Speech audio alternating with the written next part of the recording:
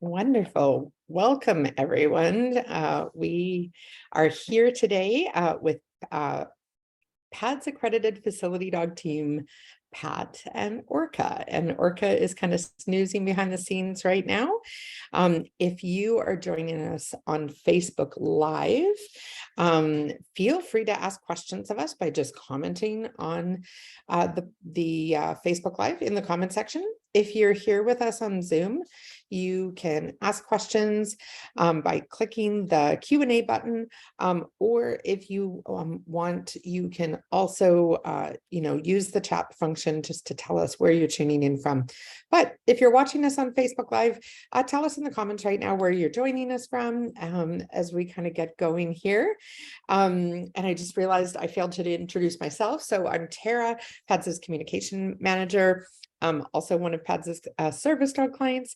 And I'm just thrilled to have this lovely team with us here today. They do incredible work. And I am also excited to learn more and hear more from them about what they have been up to over the past couple of years. COVID has kind of taken us into this weird virtual world in a lot of ways. And I feel like I've kind of lost touch a little bit. So I'm excited to hear more.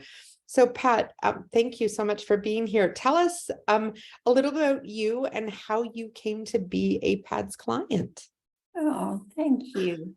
Yes, well, I was with Police Victim Services for many, many, many years, and I became enthralled with the idea because of Kim Gramlich, of course, and Caber, and the work that Caber was doing was so outstanding that I thought, you know what, put a business plan together and see what we can do for our RCMP victim services that I was working for at the time.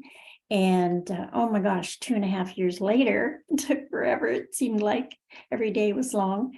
And then they gave me the call and matched me with Miss Orca, who is a little female black lab. She's a little smaller than most of the labs, I think. But she's ever so gentle and just the most wonderful pooch to have. Oh, that's fabulous. And so tell me a little bit about the work that Orca does. And we chatted just before we went live. So she's done a couple of roles alongside you. And so tell us a little bit about where you started and where you are now. Okay, so when we were with RCMP Victim Services, Orca spent time responding to victims of crime and or trauma, and also going through the court process, taking children and adults through what can be a very scary process sometimes. So, and she was ever so good at that.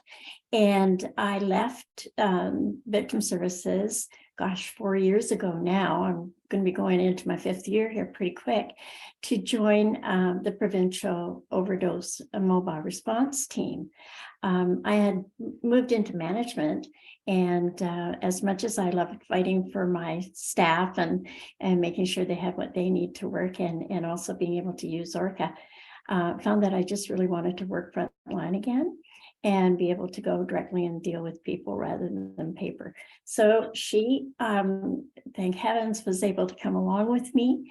And so now she provides support to first responders, police, paramedics, fire, and frontline workers that are working in actually our dual crisis, public health crisis, which is the overdose crisis, poison drugs, really, and then COVID. And then over and above that, we will augment disaster psychosocial, which is under one of our health emergency programs. And so we have attended fires and floods, and we were at the residential school in Kamloops, and she provided a ton of support to children and to the families as they were marching the spirits of the children home to Adams Lake. It was really cool. What an incredibly diverse role. I have goosebumps, like hearing kind of all of the different places and spaces that Orca has kind of been brought into. So for those of you that are just joining us, I just want to say welcome.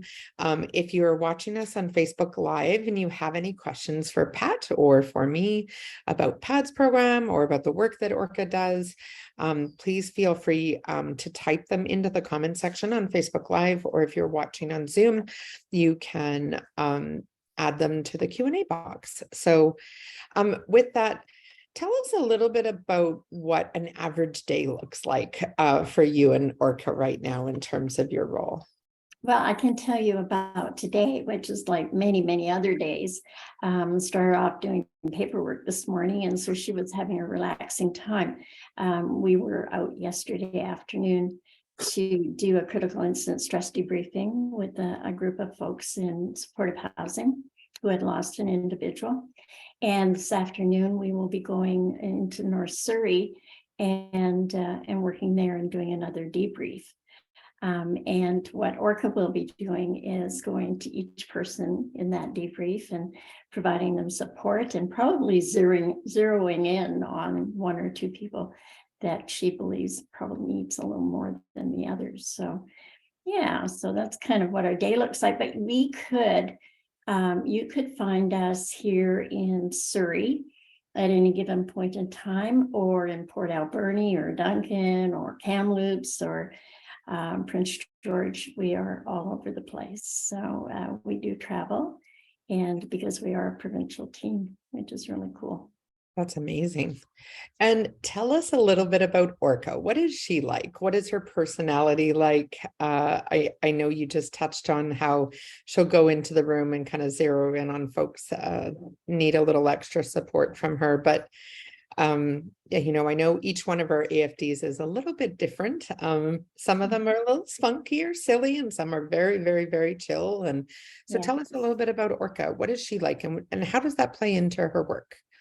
Are you okay if I turn the camera so that Please do. We'd love that. Actually, I'll highlight it. This is really... You might have to turn the blur off to see her. Okay, I'm sure. If I maybe if I go down like that, can you see her? She's still a blur, unfortunately. Is she? Oh, I'm sorry. Okay. Unfortunately, my tech ability is not that great. But she is a super, super chill dog. She is what I call the epitome of self-care. This dog is most relaxed and incredible little pooch ever. So yeah, she's very gentle, super gentle, and a little bit on the lazy side, I might say, you know, except if there's snow. Oh, and this dog does not like water for whatever reason, and it's we have a few of those, don't we? Yeah, sure. So yeah, but she loves the snow, and she'll run and do her Orca spins in the snow, and it's pretty fun to watch. She gets a little carried away and sometimes tumbles, but yeah. Well, that is the best way to go, isn't it? So yeah, the dogs are really loving the snow, and it most certainly brings out a side to some of them that we don't often see. I know Cadence is also incredibly silly in the snow and loves it, at least when she's on a release. So so you mentioned that she's very chill and has that lovely kind of like self-care. She's like, I'm gonna come on camera here. Let me see if I can get me. It was funny, we could see Santa Claus, but we can't see her. We couldn't see her. And I think it's because it recognizes human forms. It's so darn smart. Oh, she's like, oh, okay. Pat, if you click on the little up arrow next to where it says stop video, you can click on there and just you'll see a little thing that says blur background, and if you turn that off uncheck it should help. Yay. How's that? There we go. Okay, so now if you point at Orca, we'll be able to see her. Here, come on, can you look up? Oh my goodness. Hello, pretty lady. The black dogs, they're always the tricky ones, aren't they? But that pink collar sure helps. Hello, Miss Orca. It's so lovely to see you. Over here, look. Hey, like, oh, I'm more interested in you. Oh, there's some eyes. Nice. Yeah, she is. She's the best. just So like all the what dogs has are. been the response of that team having Orca integrate into it in terms of providing that support? Do you have any stories you could tell us about kind of her work there with first responders, et cetera? Yeah, it's amazing to me that now she wants to climb on my lap. You are a ham bone.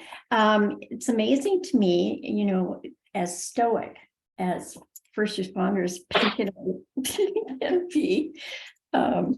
She comes into the room and so you'll have, and folks will be a little nervous maybe about doing a debrief and expressing themselves, right? But when she comes into that room, they are on the floor. They are down on the floor hugging her, and they just won't let go of her. It's the most magical thing ever, I think. And she does that for her own team too. I'll bring her in if we're having a staff meeting in person. They're just lovely, lovely, warm and wonderful people, but she can reduce them right down to silliness on the floor with her. So it's very wonderful, and it's a great reprieve for people who are really super stressed out and having tough times. So Yeah. I think it's one of those things that I think is interesting too, because when you talk about kind of that stoicism in terms of like first responders, et cetera, where there is this like, we're in control, we're professionals, we're here to do a job, et cetera. But like that being able to just like have a space where that guard can kind of come down and they can just be people on the floor with a dog, I think is a really beautiful thing and healthy thing as well in terms of the type of work that she does. So we do have one question, which is, does Orca have a favorite toy? oh yes, she does. It's a tiny little stuffy that she loves to play with, for sure. Yeah, she's got so many toys, so it's a little We have that problem. scary. Yeah, it's like having children who are 3 and 4 years old, and I'm constantly picking things up, although she has been now taught to put her toys away at cookie cost. Well, Yeah. we'll take it. A little bit of help around the house goes a long way. So even Mhm. if it has to be paid for in kibbles. So that's fantastic. But along that same vein, like tell me how Orca de-stresses at the end of the day. What does that look like for her? I mean, certainly people that work in this field, you have to have some tools in your toolkit in order to kind of keep getting up each day and going to work and dealing with kind of tough situations. What does that look like for a dog like Orca that kind of does this as a full-time job? For sure. And it can be very stressful, that's for sure. And so I'm super cautious and careful about when and where I take her. I mean, like I had said, we'll be in Surrey, we could be in the downtown east side. And of course, you have to always be watching and looking out and caring for Orca before anything else. So what we will do is definitely when we get back home, she's a great sleeper. She just wants to sleep all the time, but we get her outside so that she can go for a long walk and have a little bit of playtime, and then just be chill and let her relax. And she has no problem doing that. She relaxes really fast. Yeah, it's so interesting. And I love how different all of our dogs are. It's similar to people in the sense that, like, I know some of our dogs, when they've had, stressful days at work, they want to play frisbee or they want to do Zooms or play tug or different things. And then others like Orca, like, I just need a good solid nap. And I identify with dogs like that because I'm that way at the end of a hard day. I'm like, I just want to go into my little cocoon with my blankets and kind of shut out the world kind of thing. So what are your thoughts on the kind of the need? I mean, you're dealing with a massive crisis in our community, and is there a lot of need for dogs like Orca? Is she able to meet the need for the team right now? Is it something that you see kind of changing or growing or evolving down the road in terms of having facility dogs working in that environment? Oh, for sure. I can't even tell you how many managers of supportive housing and shelters and nurses that are working on outreach and on the front line who have said, oh, if I could only have an animal like Orca to go with me to help the people that we're serving, you know. And there are a lot of animals around, but there's just, you know, PADS dogs are just so extra special, and have that intuition to be able to help when they're needed. So I hear that a lot, you know, how do I get that? And I will often say, you know, have you thought about going to PADS? You know, you at least get on their website and have a look around and see. And, you know, we talk about the PTSD program, particularly for our first responders, and naturally police and fire, and what that might look like for them. And they're always very interested in that. So yes, and it's happening. I mean, Surrey RCMP detachment, I think they have 2 dogs now, victim services, and one for their serious crimes unit. It's amazing. It's wonderful.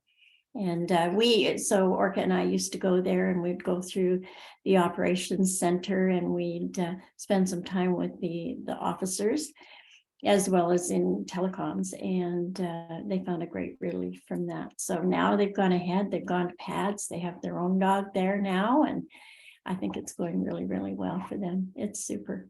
I think it's an interesting thing, and you just reminded me, I remember thinking this as well when we placed a couple dogs at, well, we have 3 dogs now at Vancouver Police Department, and 2 of them are working kind of with internal kind of teams or health and wellness. And I think the beautiful thing about that and the work that Orca is doing is hopefully it's also getting in front of that PTSD piece of things with our first responders. Like certainly that is an incredibly traumatic job, but I think that it's such a cool thing when I look at the number of agencies that are starting to look at the dogs as front end instead of, okay, now when, you know, we have, you know, police officer or first responder with PTSD, we'll send them to PADS to get a dog to support their injury, but how do we kind of get ahead of that a little bit? So I think that's also a beautiful part of the work that you're doing, is that, you know, some of that support is happening kind of at the front end in new and kind of innovative ways in terms of supporting that kind of wellness in the community. So because it's such important work, and it is such a tremendously hard job for those first responders when they're kind of going out and kind of answering those calls. So I'm very grateful for the work you do. I'm just going to take a sec because I feel like I'm multitasking again here, and I just want to see if there's any other questions. So for those of you that are watching, if you're on Zoom, you can type your questions into the Q&A box. If you're watching on Facebook Live, feel free to throw questions into the comment section, and we will try and answer them. And thank you, Meredith. I noticed you threw the link up to where you can learn more if anybody watching interested in applying for an accredited facility dog to work with them in the community. I do want to talk just ever so briefly, because I know that, you know, in a lot of these different lines of work, there are dogs, you know, whether they're pet dogs or therapy dogs, different things, but what makes our PADS dogs different? And Pat, you touched on just, you know, they're a special breed, and that goes beyond just the training that goes into them, which is a big part of it, but also just that they are purpose bred for this work. And so we often get questions around, you know, oh, I would like to do that with my pet dog, or I would like to, you know, my dog is really dialed into people. I would like to take them to, you know, help in these situations. And I think it's a really important thing to highlight, not just that you are very skilled and highly trained for the work that you do, but so is Orca. And while it may look like she's just being a dog, part of that is she was purpose bred for this work. She has the resilience to do it day in, day out without it taking that toll on her. And we're selecting dogs that we know are going to be able to get up and do the work day in, day out, and not kind of show the effects of stress, et cetera. And part of that is breeding, and part of that is selection for us. So when we get an adult dog that is coming into advanced training, we're looking at the dogs we know can handle this type of work. So, oh, there she is again. She's like, I would like to be on. She also seems to have grown. Are you sitting? She's like fluffing her bed up now because that's her favorite activity. Excellent. We love that. And so I think that's an important piece too. And so looking at that wellness piece, and you spoke earlier in the broadcast about how she de-stresses at the end of the day. And so it's part of what we weave into this program is ensuring that the dog has the right temperament, they have the right personality and training, but also they have a person at the end of the leash that is looking out for them and keeping them safe. Physically, so when you're going into those tough situations, but also psychologically safe, like that they're getting the rest they need, they're getting that unwind at the end of the day, they're getting the, walk or hike or whatever they need to do their jobs the next day. So have you ever had a situation working with her where you're like, you know what, she needs a vacation? I know we feel like that as humans, but like where you've had a really busy couple of months and you've just kind of seen the need for taking a little bit of a longer break with her, or is she pretty, let's get at her? Yeah, no, I can tell when she's had enough, her behavior's changed a little bit in terms of her not wanting to be motivated to do anything, and that's not like her. So then I will pull her back from things and just make sure that she's getting enough sleep and downtime so that she's not getting stressed herself. And the play stuff I think is the best part. And she's not a huge super active dog at all. She's totally the opposite, but just to encourage her, to get her to move around and do some playtime, I think it's really helpful to her. And I do want to just say, Tara, that what you said is so important, because when we go and we do these debriefs or check-ins at facilities, most people there have dogs, but this dog, she just got an invitation to a Christmas party. Like who invites a dog to a Christmas party? But Orca, they want her there, and they want the right her kind of people, even though yeah. they have their own animals, because there is that really special piece about her. Super trained and behaviorally so good. And so yeah, they're having a party for folks that they normally would do every year. And yeah, it's been a stressful number of years for them. And we've paid attention to them and been to see them and stuff, but no, they want her there just That's to wonderful. be. Yeah, it's very cool. Well, and I think that also kind of highlights in a really beautiful way that she has become part of a team and a community, and that she is included, that she's not, someone's, pet who just shows up in the office once in a while and hangs out there and people like to cuddle and pet, but that she is a part of the work that you do in a really tangible way. And so, we think about Christmas parties as those like opportunities to connect, but I think they're also opportunities to express gratitude. So what a cool thing. And I think the last thing that I just want to ask you about, because I always love kind of hearing this side of it, is what has Orca meant for you personally? Whether it's professionally, but also just in your day-to-day life. Like I know, a lot of times folks come into this being like, okay, I need this tool to do my job better. But what has it meant for you in terms of having this beautiful creature kind of at your side 24/7, for better or for worse? Like it is a huge undertaking. I can say that from experience, that having a dog with you 24/7 is a big commitment. But tell me a little bit about what that's like for you. Well, yes, certainly it is more work than one has without an animal, but I mean, I don't even know what to say about that, because she's just such a joy. And just to be able to look at her, and I recognize too that she's not there for me. And she makes that really clear sometimes, if I'm stressed out or whatever and wants some extra hugs and she's decided she's had enough, no, she'll back on out. It's okay. And I'll go, oh yeah, right. I'm supposed to look after her. She's not looking after me.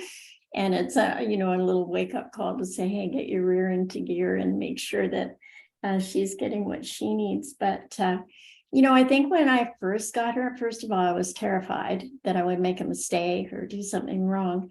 But over time, you just kind of ease into it. I know, we always are practicing our commands, and we're, doing the working part of it. And I want her to be professional, which she always is. But there's a fun side to her too. And I'm really lucky that I get to see that fun side. And a part of that fun is seeing those police officers or firefighters or even frontline workers down on the ground with her, hugging her. It just makes my heart so happy, and I actually feel a little guilty because I get those pleasures all the time and the rest of my team don't. If they're with me, they do. And so, I actually wish they all had a dog. They might not be cut out for that, but you never know. One of them might be convinced to do so at some point. Yeah, she's special. Well, and I love that you highlighted that it's your job to look after her, not the other way around. And yet I do think there is something about kind of that.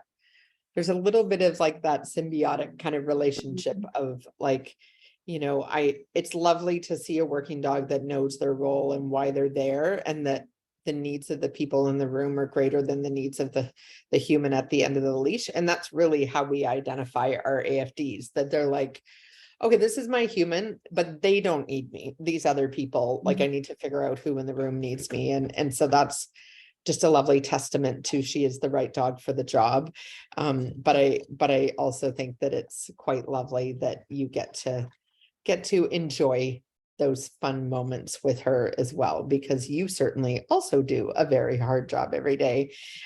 So I think it would be a loss if you didn't get some wins out of the relationship as well. So that's lovely. Yeah. Well, thank you so much for joining us, Pat. This has been delightful, and it's lovely to see the little miss here as well. Thank you so much for the work that you're doing in the community, and to both of you for that, and taking time out of your busy day to chat with us. And for everybody that's watching, we're going to actually be back next week with Jackie again and Sawyer. We've been following their adventures through puppy raising. So Jackie is our breeding and puppy program manager. And so she is raising a lovely little lady who came all the way from Australia. And so we're kind of just doing check-ins with her each week. So if you want to tune in next Tuesday at 1 p.m. and I'm hoping I'm not getting that wrong, because we've been shuffling our schedule around, but I know for sure they're our next feature, and I'm quite certain it's next week. So tune back in with us. But in the meantime, thank you, Pat and Orca, for joining us. Thank you for everybody that was watching online. We're so glad that you join us each week. And finally, the last thing, I just want to highlight for everyone, we are going into our holiday giving season, and we're really excited.